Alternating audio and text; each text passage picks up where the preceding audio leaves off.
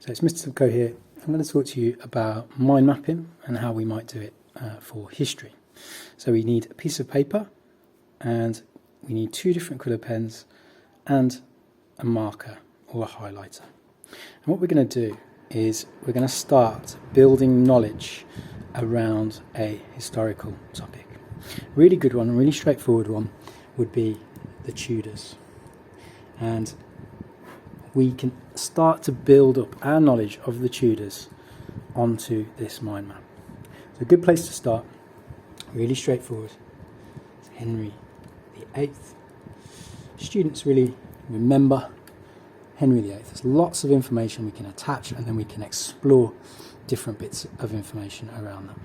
So we might want to start in a really straightforward way with Henry, his most famous 6 wives, and we could then start to put these around our mind map. So we could start with his first wife, Catherine of Aragon. And again, all I want to do is get down the information as best I can. It doesn't have to be perfect, it doesn't have to be laid out. And what I want to do is I want to start going through and building our knowledge. So we can maybe talk about his second wife here, Anne Boleyn. And we're going to continue building knowledge. Jane Seymour, his third wife. Now we've got those, we might even add a bit in here. Wanted a male heir to the throne. Okay, so that is the reason then why Henry married so many times. And we can also then start to add in bits of knowledge. So we might remember that the children that each of these marriages produce. So with Catherine, straightforward, we have Mary. And later we know Mary becomes a queen in her own right, so she is Mary the First. And then maybe I can't think at the moment of the son or daughter of Anne Boleyn, so I'll just leave that blank. And of course I'll come down to Jane and I remember that we've got Edward, but I can't quite remember which number, okay, where he came. So what I'll do is I'm going to leave that section now, okay, and I'm probably going to need to check in my core sheet, revision guide, but maybe I can look at something else. So here, I also remember something around the Reformation. And maybe I'm going to put a definition here. Okay, so the move away from the Catholic Church. And from that, I can then start to develop some more knowledge. So, end of Pope's power in England.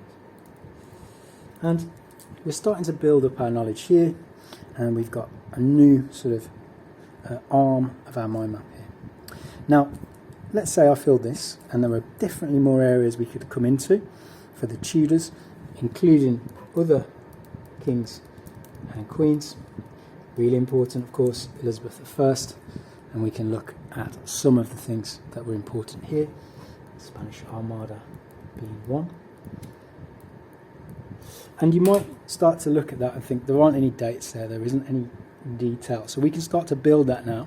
If we can't remember it first time round, then second time round, pick up a different coloured pen. In this case I'm going to use red, and we start to build knowledge. So I've looked in my core sheet and Spanish Armada 1588.